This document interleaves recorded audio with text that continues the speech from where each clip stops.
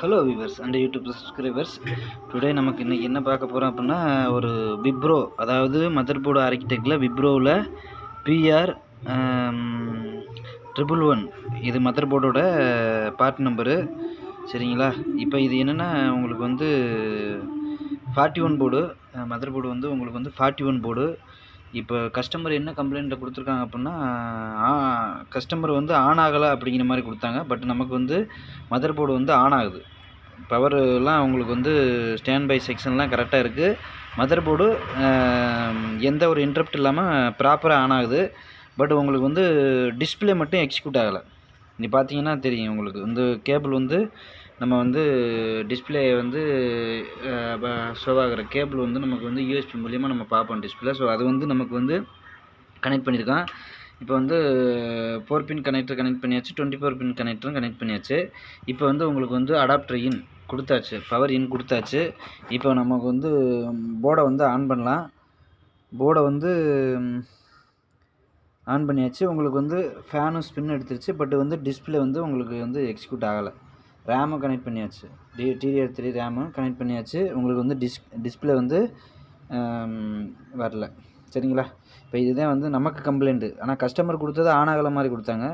But இது mother board வந்து on ஆகுது, ஆனால் டிஸ்பிளே மட்டும் வரல உங்களுக்கு. சரிங்க ஃப்ரெண்ட்ஸ், நான் அப்டேட் பண்ணுறேன்.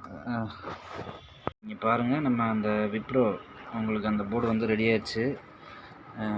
PR Wipro PR 111 model. இந்த மாடலு 41 போர்டு தான். இப்போ இந்த போர்டு வந்து நமக்கு வந்து ரெடி ஆயிடுச்சு. இப்போ இதில் என்ன ப்ராப்ளம் இருந்தது அப்படின்னா, இந்த ஐசி நீங்கள் பார்த்தீங்கன்னா தெரியும். இந்த ஐசி வந்து கிளாக்கு மீன்ஸு சிக்னலை வந்து ப்ரொடியூஸ் பண்ணுறது இது தான். நம்ம 24 மெகாஹெர்ட்ஸ் கிறிஸ்டல் இது வந்து அந்த ஆசிலேட்டரை வந்து இதுதான் வந்து ரன் பண்ணோம். ஸோ அதனால் இதில் வந்து கிளாக் மிஸ்ஸிங்காக இருந்தது. ஸோ அதனால தான் எல்லா வோல்டேஜுமே ஜென்ரேட் ஆனது. இந்த கோர் வோல்டேஜ் மீன்ஸ் எல்லா வோல்டேஜுமே ஜென்ரேட் ஆகுது. இந்த 1.8 1.05 இது எல்லாமே ஓகே. ஆனால் இந்த கிளாக் மட்டும் உங்களுக்கு வரல. அதனால் இந்த கிளாக் ஐசி மாற்றியாச்சு. இந்த ஐசி மாற்றணுன்னா இப்போ உங்களுக்கு வந்து டிஸ்பிளே வருது ஃப்ரெண்ட்ஸ். நீங்கள் பார்த்தீங்கன்னா தெரியும். ஆமாம், இது கொஞ்சம் இதுக்கு சிக்னல் லைன்லாம் பிடிக்கணும் அப்படின்னா உங்களுக்கு வந்து டிஎஸ்ஓ வேணும். டிஎஸ்ஓ இல்லாமல்லாம் செக் பண்ண முடியாது. ஸோ அதனால் கொஞ்சம் இதெல்லாம் கொஞ்சம் ரேர் கேஸ் தான், இந்த மாதிரி ப்ராப்ளம் வர்றதெல்லாம். சரிங்களா? ஆனால் இது கொஞ்சம் மேஜரான ப்ராப்ளம் தான். இது கண்டுபிடிக்கிறது ரொம்ப ரிஸ்க்கு.